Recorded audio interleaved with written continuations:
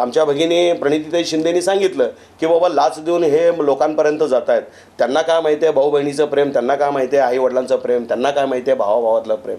पण तुम्हाला सांगत असताना ह्या सगळ्या कारस्थान करत असताना महेश कोटे असतील, चैतन्य रोटे असतील, अन्य कोणी आमच्यासोबत तक्रारी होत आहेत तेही असतील, आमचे लोकही त्यामध्ये सामील होते. आम्हाला इथं प्रत्येक भारतीय जनता पार्टीच्या कार्यकर्त्याला न्याय देणारा आमचे आमदार आहेत, प्रत्येक नागरिकांना न्याय देणारे आमचे आमदार आहेत. महेश कोटे साहेब इथं उभारले होते आमदार विजय देशमुखांच्या विरोधात, तर त्या ठिकाणी आम्ही त्यांना धूळ सारलेले आहे. याही वेळेस नक्की धूळ सारू. आणि ज्यांनी कोणी भांडणाला होते तर असं जर ते म्हणत असेल तर ते 100% चुकीचं आहे. त्या लोकांनी स्थायी समितीच्या सभापतीच्या वेळेस कशा पद्धतीचं कारस्थान केलं आहे. पण मला नक्की माहिती आहे, मला विश्वास आहे, माझ्या जनतेवर विश्वास आहे, माझ्या नेत्यावर विश्वास आहे, माझ्या पार्टीवर मला विश्वास आहे. मला एक ना एक दिवस भारतीय जनता पार्टी माझा नक्की चांगला विचार करेल. तर कुठेतरी राजकुमार पाटील हा मोठा होत आहे, पार्टीमध्ये कुठेतरी दिसू लागला आहे, आता पुढं तोच दिसतोय. अशा पद्धतीचं जर त्यांच्या मनामध्ये असेल तर असं करणं साहजिकच आहे. रोज आमदार साहेब ऑफिसला उपस्थित राहतात. आलेल्या नागरिकांचं वेळोवेळी त्यांनी प्रश्न सोडवायचा प्रयत्न करतात. त्या ठिकाणी ते बसलेले असतात ऑफिसमध्ये.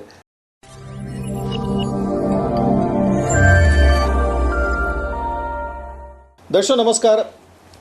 विधानसभा निवडणुकीच्या निमित्तानं आपला जो काही माहोल आहे तो पूर्णपणे राजकीय झालेला आहे. सर्वत्र निवडणुकीची चर्चा आपल्याला पाहायला मिळते आणि तशा पद्धतीचं वातावरण आहे.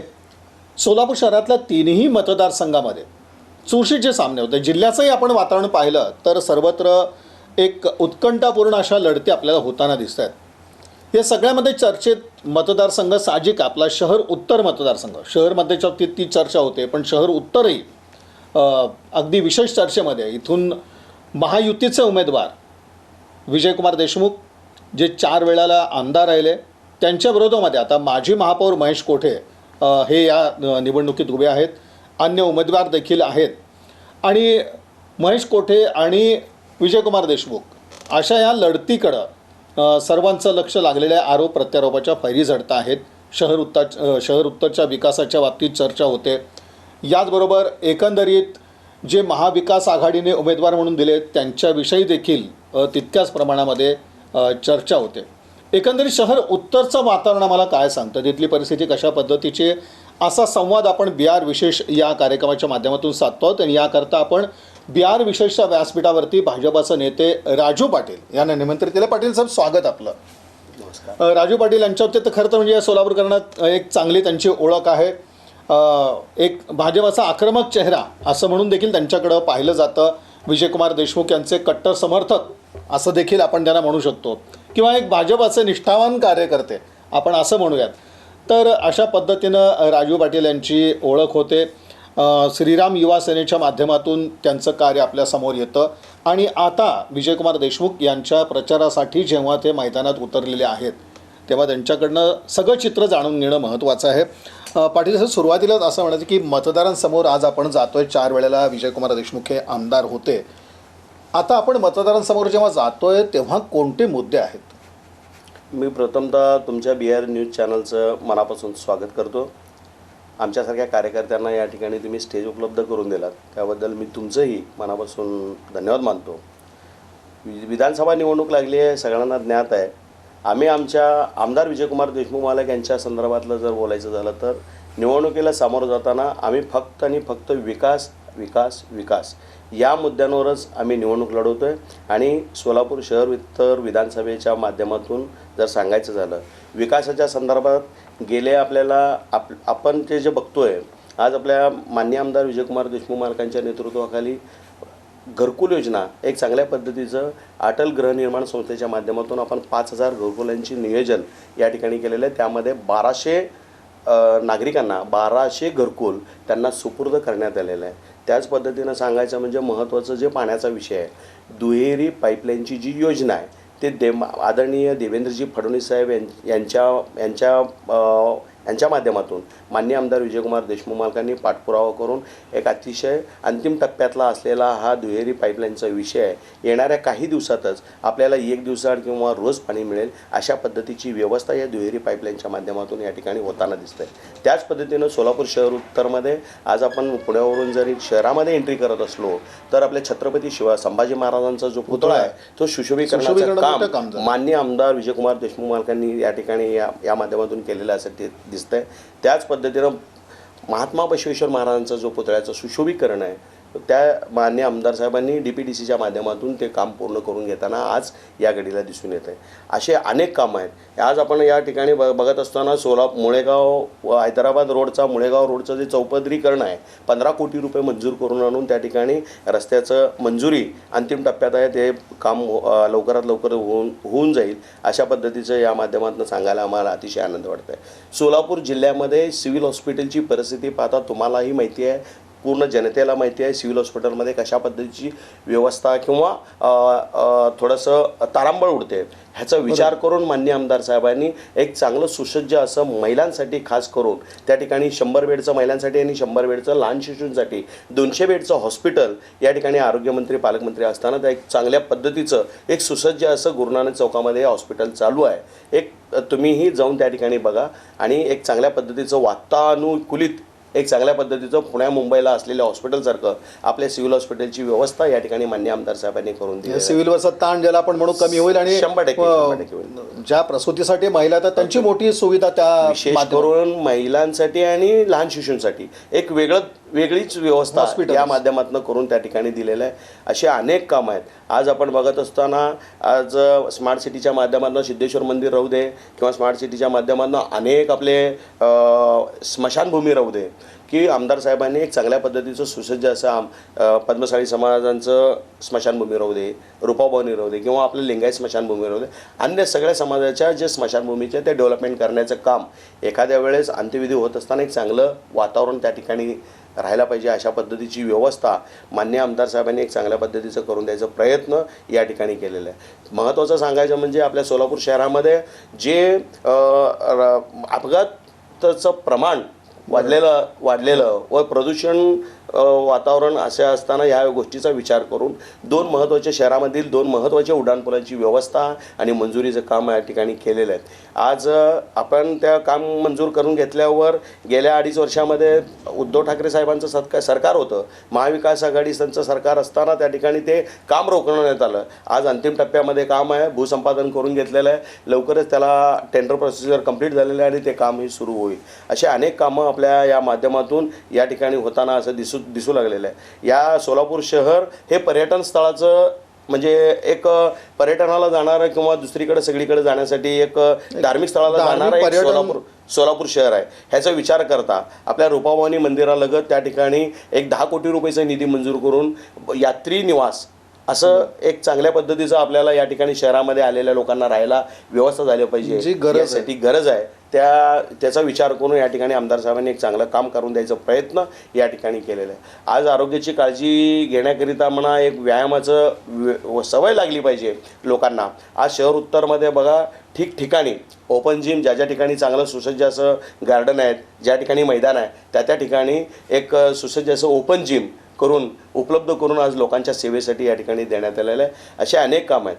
हे कामं सांगत असताना प्रत्येक गोष्टीला जर महाराष्ट्र शासनाच्या योजना असतील, केंद्र सरकारच्या योजना असतील, त्या लोकांपर्यंत पोहोचवण्याचं काम केवळ आणि केवळ माननीय आमदार विजयकुमार देशमुख मालके यांच्या नेतृत्वाखाली प्रत्येक प्रभागातून प्रत्येक नगरसेवकांनी या ठिकाणी काम करून द्यायचा प्रयत्न केलेला आहे. उदाहरण सांगायचं झालं तर आपल्याला मुख्यमंत्री लाडकी बहीण योजना राहू दे किंवा बांधकाम कामगारांच्या माध्यमातून जे कार्ड राहू दे किंवा ज्यांना कोणाला भांडे मिळायचे जे बांधकाम कार्डाच्या संदर्भातला जर विषय घेतला तर जन्मल्यापासून ते पोटात असलेल्या बाळापासून ते मोठं होऊन त्यांचं लग्न होऊन त्यांनी पूर्ण म्हणजे जरी मरण पावलं तरी त्याच्या संदर्भातलं चांगल्या पद्धतीची योजना या बांधकाम कार्डाच्या माध्यमातून करून देत असताना आमदार साहेबांनी खूप लीड घेऊन या सगळ्या सोलापूर शहरातल्या सगळ्या बांधकाम कामगारांसाठी एक चांगली योजना या ठिकाणी राबवताना या ठिकाणी दिसू लागलेलं आहे. आज सोलापूर जिल्ह्यामध्ये जर तुम्ही प्रत्येक विधानसभेचं तुम्ही आकडेवारी घ्या, मुख्यमंत्री लाडकी बहीण योजनेच्या माध्यमातून जर कोणी जास्त प्रमाण जर झालं असेल, आम्ही गर्वाने सांगू इच्छितो तुमच्या माध्यमातून 1,17,000 मुख्यमंत्री लाडकी बहीण योजनेचा लाभ माननीय आमदार विजयकुमार देशमुख मालकांच्या नेतृत्वामुळं त्यांच्यामुळं या ठिकाणी माता भगिनी घेत आहेत असं आम्ही ठणकावून या ठिकाणी सांगतोय. आज आम्ही घरोघरी फिरत असताना आम्ही बघतोय याच आमच्या सोलापूरच्या झालेल्या खासदार आमच्या भगिनी प्रणितीताई शिंदेनी सांगितलं की बाबा लाच देऊन हे लोकांपर्यंत जात आहेत. त्यांना काय माहिती आहे भाऊ बहिणीचं प्रेम, त्यांना काय माहिती आहे आई वडिलांचं प्रेम, त्यांना काय माहिती आहे भावाभावातलं प्रेम. कुठंतरी आम्ही एखाद्या कुटुंबाला किंवा एखाद्या भगिनीला जर 1500 रुपये देत असेल किंवा ते एक चांगल्या पद्धतीची योजना आणून आम्ही त्यांच्यापर्यंत पोहोचवण्याचं काम करत असेल तर त्या माता भगिनींची कुचेष्टा केली जाते. ही अतिशय गंभीर बाब आहे. अतिशय हे जे माता भगिनी आहेत, हे जे मतदार आहेत, ह्यांना ह्याचं उत्तर दिल्याशिवाय राहणार नाहीत असं मला तुमच्या माध्यमातून सांगावं असं वाटतंय. 1500 रुपये आज तुम्ही बघा, कुठल्याही हॉस्पिटलला जर गेलात तर एखादं चिमुकला बाळ जरी आजारी असला तर तपासण्यासाठी 100-150 रुपये त्या डॉक्टरांना द्यावं लागतं. त्यानंतर 200-250 रुपये 300 रुपये तरी आपल्याला गोळ्या औषधांना वापरावं लागतं. अशा पद्धतीची परिस्थिती असताना 1500 रुपये किती महत्त्वाचे आहेत असं या माता भगिनी स्वतः आम्ही प्रचाराच्या माध्यमातून आम्हाला दिसून येतं की आमचं कौतुक करतायत आणि निश्चितच ते आमच्या पाठीशी राहतील असं आम्हाला या माध्यमातून सांगावं असं वाटतं. पण सर 4 वेळेला विजयकुमार देशमुख हे आमदार राहिले. ह्या दरम्यान कुठला आधार वाटला, म्हणजे एक कोणती, म्हणजे आपण म्हणू की मतदार त्यांच्या पाठीशी उभे राहिले, याच्या पाठीमागची कारणं काय सांगता येईल की 4 वेळेला एक व्यक्ती आमदार राहते? मला तेव्हा जेव्हा लोकांची ही जी भूमिका असते अशी पाठीशी उभे राहण्याची, त्याचा आधार काय राहिला असेल असं वाटतं? एक सगळ्यात महत्त्वाचं सांगतो, रोज आमदार साहेब ऑफिसला उपस्थित राहतात. आलेल्या नागरिकांचं वेळोवेळी त्यांनी प्रश्न सोडवायचा प्रयत्न करतात. त्या ठिकाणी ते बसलेले असतात ऑफिसमध्ये कंपल्सरी. आज आमदार म्हटले की बघा, तुम्ही कुठेही काही जरी, आता अनेक आमदार तुम्ही बघताय अशा पद्धतीचं वागणूक असलेलं, मालक जरी स्वतः म्हणजे मालक म्हणून त्यांना जर संबोधित लोक करत असतील तर त्यांनी मालकशाहीप्रमाणे राहत नाही आहेत. एक चांगल्या पद्धतीचं काम या त्यांच्या संयमी स्वभावामुळं, त्यांचा स्वभाव एक चांगल्या पद्धतीचं स्वभाव असल्यामुळं लोकांना त्यांना अप्रोच होऊन त्यांना त्यांच्या पाठीशी राहतात. काम हे तर करतच असतात. त्यांनी ज्या 20 वर्षापासून आमदारकी मिळाले, तुम्ही बघा शहर उत्तरमध्ये येणाऱ्या प्रत्येक निवडणुकीमध्ये जे काय त्यांनी उभारलेल्या 20 वर्षाचा अनुभव घेतला 4 वेळाचा, प्रत्येक वेळेस त्यांचं मताधिक्य वाढतच चाललेलं आहे. गेल्या वेळेस 76,000चा लीड होता. या 76,000ला तोडून पण आम्ही पुढे जाणार नक्की आहे. कारण आम्हाला इथं प्रत्येक भारतीय जनता पार्टीच्या कार्यकर्त्याला न्याय देणारा आमचे आमदार आहेत. प्रत्येक नागरिकांना न्याय देणारे आमचे आमदार आहेत. माता भगिनी आमच्या त्या ठिकाणी त्यांच्या ऑफिसला जाऊन ते काम सांगतायत, त्यांनाही न्याय देणारे ते अशा पद्धतीचं काम करत असतात. वारकरी जरी असलं तरी कोणी आपले भक्तगण असतील, त्या सगळ्या लोकांना न्याय द्यायचं काम या आमदार साहेबांनी या ठिकाणी करत आहेत. वारकऱ्यांच्या माध्यमातून सांगायचं जर झालं तर सोलापूर शहरामध्ये आपल्या या पुण्या नाक्यापासून अलीकडच्या भागामध्ये खूप वारकरी संप्रदाय आहे. एक म्हणजे चांगल्या पद्धतीचे वारकरी या ठिकाणी राहतात. त्या लोकांचंही चांगला विचार करून एक वारकरी भवन बांधून द्यायचं स्वप्न ते त्यांचंही पूर्ण करत आहेत. असे अनेक लोकांचे काम करत असताना नक्कीच पाठीमागे त्यांच्या राहतील. त्यामध्ये त्यांचं काय नाही, ते क्लीन चिट आहे, ते चांगल्या पद्धतीचं व्हाईट कॉलर आहेत. चांगल्या पद्धतीचं काम करत असताना अशा लोकांच्या पाठीशी राहणं हे साहजिकच आहे.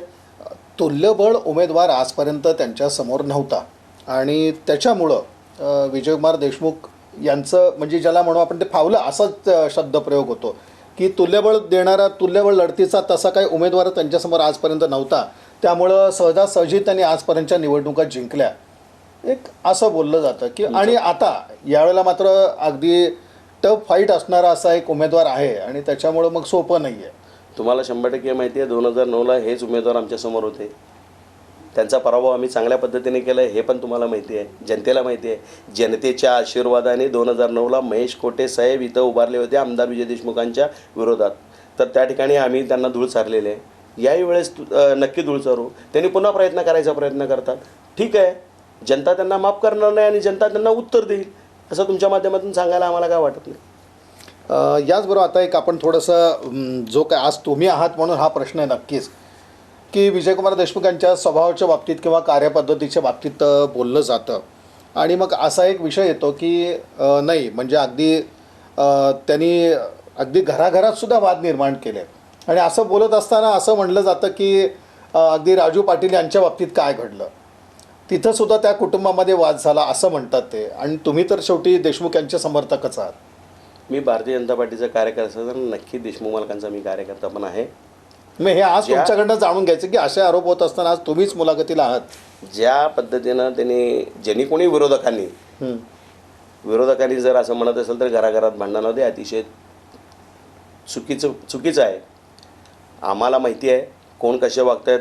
माझे अंबिका पाटील महापौरच्या वेळेस उभारल्यावर त्यांनी दुसऱ्या प्रतिमा महापौर म्हणून ज्या दुसऱ्यांना यांना कशा पद्धतीने सपोर्ट केलं आहे त्या पद्धतीची सगळ्यांना जाण आहे आणि सगळ्या पार्टीच्या अधिकाऱ्यांना पार्टीच्या लोकांना माहिती आहे. नंतर स्थायी समितीची संधी ज्यावेळेस आमदार साहेबांनी विजयकुमार देशमुख मालकांनी ज्या राजू पाटीलसारख्या कार्यकर्त्यांना त्यांच्या नगरसेविका अंबिका पाटीलला न्याय द्यायचा प्रयत्न केला त्यावेळेस सगळ्यांनी मिळून आणि ज्यांनी कोणी भांडणं लावते तर असं जर म्हणत असेल तर ते 100% चुकीचं आहे.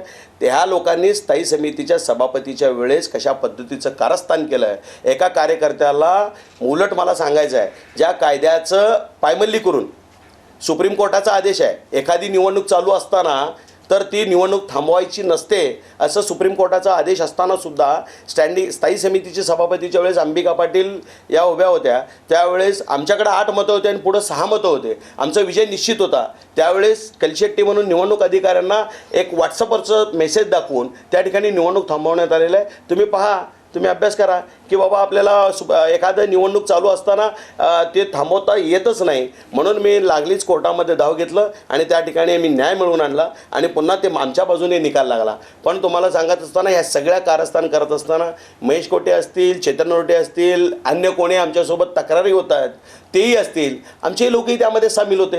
म्हणून आम्हाला जर आमच्या डोळ्याला जर समोरासमोर जर विरोध करताना दिसत असेल आम्ही प्रामाणिकपणाने राहत असताना जर अशा पद्धतीचं जर आमच्या बरोबर वागत असतील ह्यात कोणाचं भांडण लावायचं कारण नाही. आमदार साहेब अशा कधीच अशा गोष्टींना बी घालत नाहीत किंवा कुणाचं तरी भांडणं लावायचं आणि आपण आपली पोळी बाजून घ्यायचं असं बिलकुल नाही.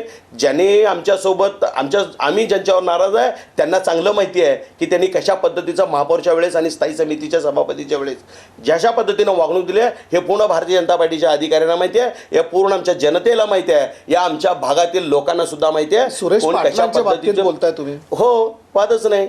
जे भांडण कोणाच्या आमच्यात भांडण कशाचे आहेत आमच्यासोबत जे काय घडतं आहे ते सगळ्यांना माहिती आहे. त्या पद्धतीत त्या ठिकाणी आमची आम्हाला नाराजी आहे. म्हणजे आमदार साहेबांनी भांडण लावायचं कारणच नाही आहे. म्हणजे तुमच्या विरोधामध्ये घरातूनच राजकारण झालं भाऊ म्हणणाऱ्यांनी राजकारण केलं 100% सगळ्यांना माहिती आहे. सगळ्यांना माहिती आहे. तुम्ही आमच्या भागात येऊन तपासून पहा किंवा लोकांच्या गुपचूप मुलाखती घ्या तुम्हाला समजून जातील अशा पद्धतीचं विषय. याच्या पाठीमागचं कारण काय वाटतं शेवटी हे जे म्हणजे हे आमदारांचं काम तुम्ही नाही म्हणता पण शेवटी याच्या पाठीमाग काय कारण असतं. आता तुम्ही ज्यांनी मला विरोध करते तुम्ही त्यांना विचारा. ज्यांनी माझ्या विरोधात षडयंत्र राजकीय हे केलं जात आहे तुम्ही त्यांना विचारा की केवळ एक तुम्हाला रोखण्याचा प्रयत्न 100%. तर कुठेतरी राजकुमार पाटील हा मोठा होत आहे पार्टीमध्ये कुठेतरी दिसू लागला आहे आता पुढं तोच दिसतोय अशा पद्धतीचं जर त्यांच्या मनामध्ये असेल तर असं करणं साहजिकच आहे. आणि त्यांनीच तुम्ही म्हणता की महेश कोठेंनी बैठक घेतली चेतन नरोटेंनी बैठक घेतली त्याला सुरेश पाटील उपस्थित होते. हे त्यांच्याच घरात झाल्या हो बैठका. त्यांच्याच घरात ह्या विरोधकांना घेऊन बैठका झाल्यात विचारून पहा. नाही याच्यामुळेच मग शेवटी आज त्यांच्यावरती विश्वास दाखवला जात नाही का खास करून आमदारांकडनं. प्रत्येक निवडणुकीला अशा पद्धतीच्या भूमिका घेत असतात. 2019लाही 8 नगरसेवकांना घेऊन त्यांनी आमदार विजयकुमार देशमुखांना अशाच पद्धतीचा विरोध केला होता. त्यावेळेस मलाही फोन आला होता की बाबा तू आमच्यासोबत ये. मी शेवटपर्यंत त्यांना सांगत होतो मी भारतीय जनता पार्टीचं तिकीट कोणाला मिळेल त्यांच्या पाठीशी मी जाणारा कार्यकर्ता आहे. मी असं बिलकुल चुकीचं करणार नाही अशा पद्धतीचं माझं मत होतं. आणि ज्या स्टँडिंग कमिटीच्या निवडणुकीच्या बाबतीत तुम्ही बोलताय ती सगळी राजकीय गळी महेश कोठे यांची होती की तुम्ही म्हटला की फक्त एक मेसेज येतो त्याच्यावरती ती निवडणूक रोखली गेली या सगळ्याला कारणीभूत महेश कोठे यांची राजकीय खेळी होती का ती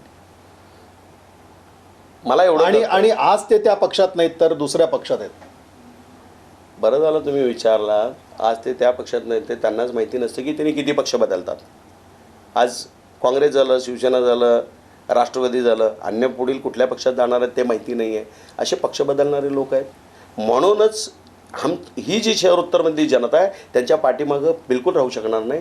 त्यांनी त्यांचा स्वतःचा विश्वास नाही आहे किंवा आपण काय करतो आहे अशामुळं किंवा प्रत्येक वेळेस प्रत्येक पार्टीला बदलत जाणं आणि प्रत्येक नेत्याला बदलणं ह्या ज्या स्वभावामुळंच लोक त्यांना पाठीशी म्हणजे त्यांच्या पाठीमागे राहत नाही आहेत. हे नक्कीच त्यांचं त्या ठिकाणी पराजय या माध्यमातून दिसून येतं. पण तुमच्या विरोधात जे काही खेळी केली गेली स्टँडिंग कमिटीच्या बाबतीमध्ये त्यावेळेला मग अगदी सुरेश पाटलांबरोबर की ती खेळी फक्त सुरेश पाटलांची म्हणायची की ती महेश कोठेंची खेळी म्हणायची त्यावेळेला जे घडलं ते जे माझ्यासारख्या कार्यकर्त्याला एखाद्या चांगली संधी मिळत असताना आता हा कुठेतरी पुढं जातो की काय भविष्यातलं माझं राजकारण काय होईल या गोष्टीच्या भीतीपोटी त्यांना वाटत असेल त्याला इथंच रोखलं पाहिजे.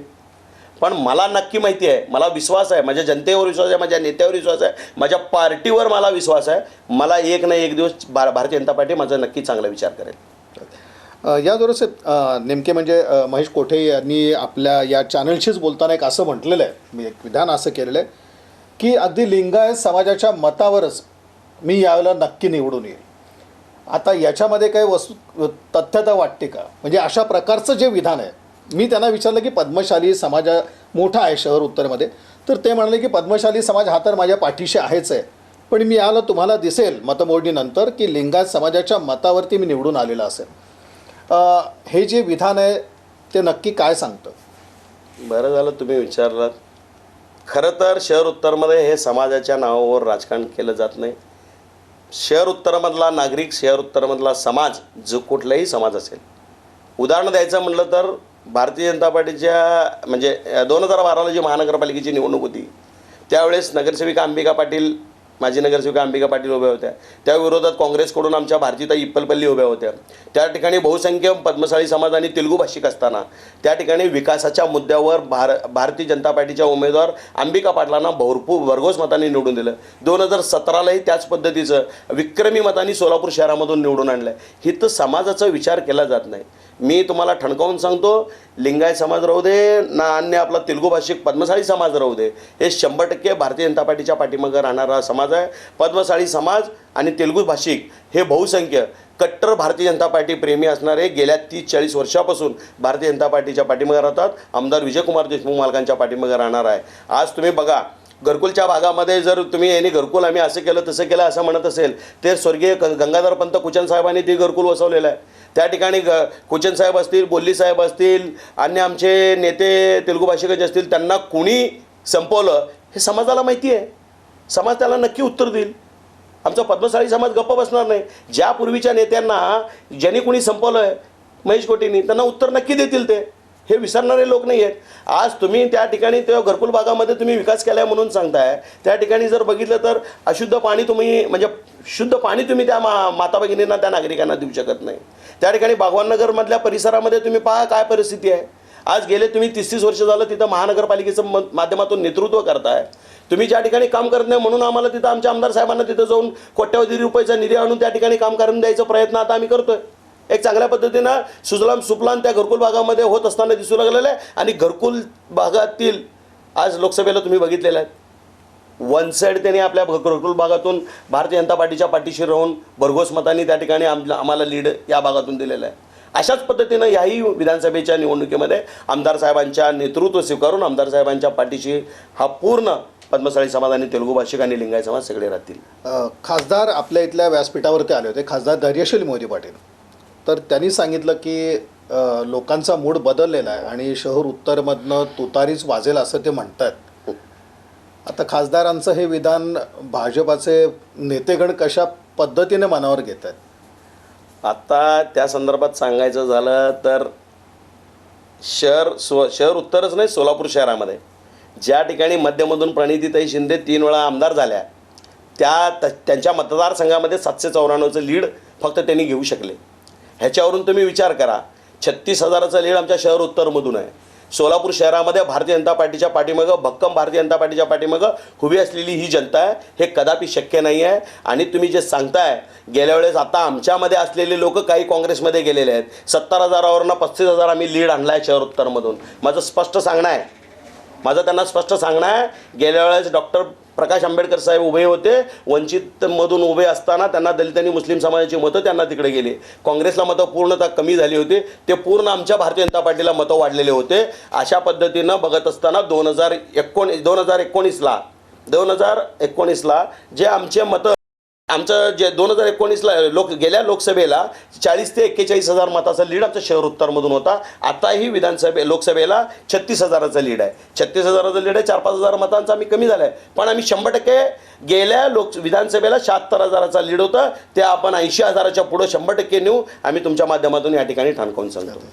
पण साहेब, एक दिसतं आपल्याला, म्हणजे तुम्ही म्हटल्यासारखं विजयकुमार देशमुखांच्या बाबतीत दरवेळेला निवडणूक आली की भाजपातील काही ठराविक मंडळ आहे आणि त्यामध्ये आपण बघतो की यावेळेला वाढ झाली होती, मेळावासुद्धा घेण्यात आला आणि एक वेगळी भूमिका मांडण्यात आली. पण तो एक तो पक्षाचा मेळावा नव्हता असं सुद्धा एक स्पष्टीकरण त्यानंतर देण्यात आलेलं होतं. ही मंडळी म्हणा किंवा अगदी आपण शोभा बनशेट्टी यांची झालेली बंडखोरी म्हणा, हे काय कारण आहे याच्या पाठीमागचं आणि या बंडखोरीला कितपत गंभीरपणे घ्यायचं? मला तुमच्या माध्यमातून असं सांगायचं आहे या जनतेला, आमच्या माता भगिनींना, मतदारांना, का हो शोभा बनशेट्टीनं काय नाही केलं? प्रत्येक वेळी त्यांनी महानगरपालिकेचं त्यांना तिकीट दिलं जातं. गेल्या वेळेस त्यांनी आमच्या सोलापूर शहराच्या महापौर होत्या. काय केले महापौर असताना? आता त्यांनी आता असं जर म्हटलं तर मला सांगा, एवढ्या उच्च पदावर तुम्हाला जर बसवल्यावर तुम्हाला आमदार व्हायचं जर इच्छा, पार्टीचा निर्णय आहे तो. पार्टी ज्यावेळेस निर्णय देते त्यावेळेस तिथं थांबलं पाहिजे. आज खरा भारतीय जनता पार्टीचा कार्यकर्ता असतो. तुम्ही जर आमदारकी नाही दिली, कोणाला तरी फक्त पाडायचं आहे हे डोक्यात जर घेऊन गेलात विचार, तर हे कदापि सहन करणार नाही लोक. हे जाणून बुजून आमदार साहेबांना विरोध करतायत असं जनतेसमोर दिसतंय. म्हणून अशा गोष्टीला कुठलीही जनता भूलतापा बळी पडणार नाही. 100% आमदारांच्या पाठीमागे राहतील आणि भारतीय जनता पार्टीचा उमेदवार भरघोस मताने या ठिकाणी निवडून येणार. त्यामुळे बनशेट्टी यांनी जी भूमिका घेतली त्याच्या पाठीशी कोणी असं वाटतं का की त्यांनी जी काही भूमिका घेतली आहे त्याच्या पाठीशी कोणी आहे की ह्या सगळ्या गोष्टी भारतीय जनता पार्टीच्या पदाधिकाऱ्यांना माहिती आहे. भारतीय जनता पार्टीच्या पदाधिकारी वरिष्ठांना बोलून योग्य वेळी त्याचा निर्णय लागेल आणि त्याच्या संदर्भातला निकालही लागेल, या तुमच्या माध्यमातून सांगतो. आपण म्हणजे पक्षांतर्गत विरोध करणारी मंडळी आपण जसं म्हणतोय, तर तिथून आपण लोकसभेला पाहिलं म्हणजे खास करून अगदी तुमच्याच मतदारसंघालगतच्या काही गोष्टी किंवा बाकी आणखीन काही मतदारसंघात असं म्हटलं जातं की लोकसभा निवडणुकीच्या वेळेला या सगळ्या मंडळींनी काहीशी वेगळी भूमिका घेतलेली होती. जे म्हणतो आपण की राजकारणामध्ये ह्या गोष्टी घडत असतात, तर काँग्रेसने अशा काही गोष्टीचा त्याला फायदा घेतला का आणि तसं सहकार्य काही या लोकांकडनं झालं का त्या पक्षाला? असे काही रिपोर्ट तुमच्यापर्यंत आलेत का? ते बंड पुकारलेल्या संदर्भात बोलताय का? नाही, बंडही नाही. मी म्हणतो की लोकसभा निवडणुकीच्या वेळेला काँग्रेसला काही लोकांचं सहकार्य झालं जे आत्ता विजयकुमार देशमुख यांना काही विरोध करतात अशा लोकांकडनं. मला एका वाक्यात सांगतोय, लोकसभेला जे कोणी काय केलेत ते सगळे रिपोर्ट्स हे झालंय का? पण तसं झालंय का? जे झालेलं असेल 100% झालंय. त्या सगळ्या गोष्टी, त्या सगळ्या रिपोर्ट्स भारतीय जनता पार्टीच्या पदाधिकाऱ्यांकडे आहे. योग्य वेळी त्यांनी त्याचा निर्णय घेतील.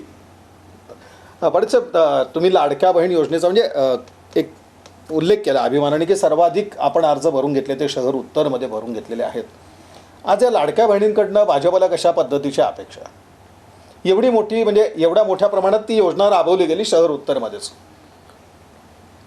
जी योजना महाराष्ट्र शासन राहू दे किंवा केंद्र सरकारकडून राहू दे, तुम्ही बघा सोलापूर शहर जिल्ह्यामध्ये एकमेव असे आमदार आहेत विजयकुमार देशमुख मालक.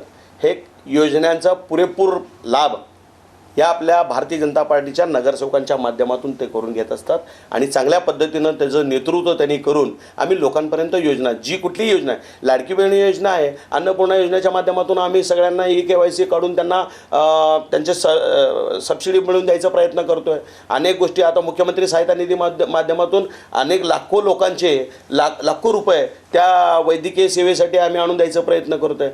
अनेक असे जे काही योजना असतील, बांधकाम कार्ड असेल, आयुष्यमान कार्ड असतील, जे काही योजना असतील त्या योजनांच्या संदर्भात साधं कोणाला जरी मी भाड्याने राहतो असं जर आमच्यासमोर कुठला कार्यकर्ता किंवा कुठले भगिनी जर म्हणत असेल, तुम्हाला घर नाही का असं विचारून आमदार साहेबांच्या ऑफिसला जावा, तिथं घरकुलची योजना आहे, त्या माध्यमातून तुम्हाला करून द्यायचा आम्ही तत्परतेने काम करत असतो. म्हणून ही लाडकी बहीण योजना एक अतिशय चांगलं आणि सुलभ होतं, एक चांगल्या पद्धतीची योजना एवढ्या वर्षानंतर 50 वर्षाच्या कारकिर्दीमध्ये काँग्रेसवाल्यांनी किंवा अन्य विरोधकांनी आणली गेली नाही आणि त्या गोष्टीलाही खो घालायचा प्रयत्न करून काँग्रेसवाले कोर्टात जायचा प्रयत्न करतात किंवा ते थांबवण्याचा प्रयत्न करतात. अशा पद्धतीचं करणं हे अतिशय चुकीचं आहे. ही जी चांगली योजना आहे ते जनतेपर्यंत आम्ही पोहोचवण्याचा प्रयत्न करतात. त्यामध्ये 100% समाधानी लोक आहेत आणि सगळ्या माता भगिनी भारतीय जनता पार्टीच्या पाठीशी भक्कम उभं असताना या ठिकाणी दिसून येतं. पण आणखीन एक महत्त्वाचा भाग येतो. शहर उत्तरची ही निवडणूक आहे आणि IT पार्क हा एक विषय चांगलाच चर्चेला येतो आहे. आम्ही IT पार्क उभारतो आहे, आमदारांनी कुठला रोजगार इथं निर्माण करून दिला, असे जे काय आरोप प्रत्यारोप होत आहेत, तर याला उत्तर कशा पद्धतीचं असेल?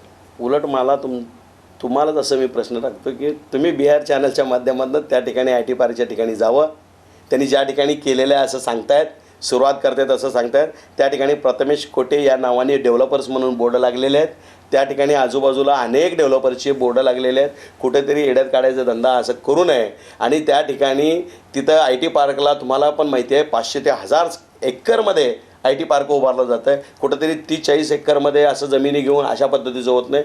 जी काही मुबलक सोयी सुविधा आहे त्या सगळ्या सोयी सुविधा तिथं उपलब्ध असल्यावरच त्या आय टी पार्क उभारलं जात आहे. विनाकारण आय टी पार्क काढतो म्हणून त्या ठिकाणी म्हणजे मोठ्या प्रमाणात तिथं जागेचे रेट वाढवायचे आणि अशा पद्धतीनं लोकांना येड्यात काढायचा धंदा करू नये. याच पद्धतीने शिंदेसाहेबांनी बोरामणीच्या विमानतळाच्या संदर्भात अशाच पद्धतीनं करून ठेवलेलं आहे. अशा पद्धतीनं लोकांना येड्यात काढायचा धंदा करू नये. लोकांनी ओळखलेला आहे. आम्ही सांगतो भारतीय जनता पार्टी म्हणून काम करून हे काम करून देणार आहे. त्या पद्धतीने विमानसेवेच्या संदर्भातला आम्ही सुरुवात केली आहे. विमानसेवेचं विमानतळ आता पूर्ण स्थितीमध्ये आहे हे तुम्हालाही माहिती आहे.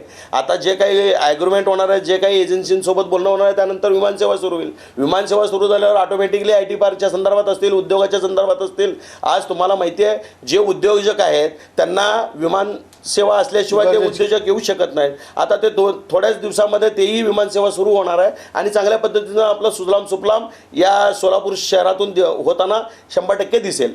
आज स्मार्ट सिटीच्या माध्यमातून अनेक रस्ते झालेले आहेत. अनेक चांगल्या पद्धतीचं आम्ही सोयी सुविधा द्यायचा प्रयत्न करतो आहे. दिवाबत्ती असेल, रस्ते असतील. पूर्वी सोलापूरला धुळापूर आणि खड्डापूर असं म्हटलं जात होतं. आज पाहावं तुम्ही सोलापूर शहरामध्ये चांगले रस्ते, सुसज्जित रस्ते, एक चांगल्या पद्धतीचं वातावरण या आपल्या सोलापूर शहरामध्ये फिरत असताना आपल्याला दिसून येतं. भाजपमुळे झालं 100%. पाटील साहेब, आता शेवटचाच प्रश्न की आता विश्वास कशा पद्धतीचा या निवडणुकीच्या संदर्भातला विश्वास कशा पद्धतीचा आहे शहर उत्तरमधून? गेल्या 4 निवडणुका झाल्या. मान्य आमदार साहेबांनी गवगवीत यश संपादन करून या ठिकाणी आमदार म्हणून राहिले. एकमेव आमदार आहेत किंवा बाबा त्यांना पालकमंत्री म्हणून 5 वर्ष त्यांना चांगल्या पद्धतीचं कारभार करायला या ठिकाणी संधी मिळाली आहे. ह्याचाच विश्वास आम्ही पुढे घेऊन जाऊन एक चांगल्या पद्धतीचं विकासाच्या मुद्द्यावर, मुख्यमंत्री लाडकी बहीण योजना राहू दे, विकासाचा मुद्दा राहू दे किंवा अनेक ठिकाणी लाखो करोडो रुपयाचे निधी आणून माझ्यासारख्या कार्यकर्त्यांच्या भागामध्ये 3.5 कोटी रुपये निधी देऊन आता 2-2.5 वर्ष झाले महानगरपालिकेत आम्ही नगरसेवक नाही आहे, प्रशासक आहे. प्रत्येक भागामध्ये चांगल्या पद्धतीचं काम देऊन आम्ही त्या ठिकाणी डेव्हलपमेंट होताना दिसू लागलेलं आहे. ते विकासाच्या मुद्द्यावरच आम्ही निवडणूक लढणार आहे आणि 100% आमच्या पाठीशी ही जनता राहील. आणि मी तुम्हाला या ठिकाणी शेवटचं सांगतोय, सिद्धेश्वर चरणी प्रार्थना करतो आणि मार्कंडे चरणी प्रार्थना करून मी या ठिकाणी सांगतो, आमचे आमदार विजयकुमार देशमुख मालक येणाऱ्या ह्या विधानसभेच्या निकालामध्ये 1 लाखाहून अधिक मतांनी या ठिकाणी निवडून येतील. या ठिकाणी मी 100% ठणकावून या ठिकाणी सांगतो. विजयकुमार देशमुख शहर उत्तर मतदारसंघातनं 1 लाखावर मताधिक्य घेऊन निवडून येतील असा विश्वास भाजपचे नेते राजू पाटील यांनी व्यक्त केला. आणि विकासाच्या आधारावरच आम्ही लोकांपर्यंत जातो आहेत. विजयकुमार देशमुख हे 4 टर्म आमदार राहिलेत. लोकांचा मोठा विश्वास त्यांच्या पाठीशी आहे आणि केवळ जनतेशी जी बांधिलकी त्यांनी कायम राखली आहे तर तीच यावेळी देखील कामाला येईल. कोणतीही जातपात न पाहता विजयकुमार देशमुख यांनी सातत्यानं आपलं कार्य केलेलं आहे. कोणत्याही आपल्या कामाचा गाजावाजा न करता लोकांना सुविधा निर्माण करून देणं, परिसरात विकास साधणं, मतदारसंघाचा विकास करणं हेच ध्येय त्यांचं कायम राहिलं आहे. आणि खास करून सरकारी योजना प्रभावीपणे राबवणारा मतदारसंघ म्हणून शहर उत्तरकडं पाहिलं जातं. याचा फायदा समाजातल्या शेवटच्या घटकापर्यंत पोचलेला आहे आणि त्या आधारावरच 1 लाखावर मताधिक्य विजयकुमार देशमुख यांना या विधानसभा निवडणुकीत मिळेल. लोकांचा मोठा विश्वास त्यांना लाभलेला आहे. अशा प्रकारचं विधान जे आहे ते भाजपचे नेते राजू पाटील यांनी केलेलं आहे.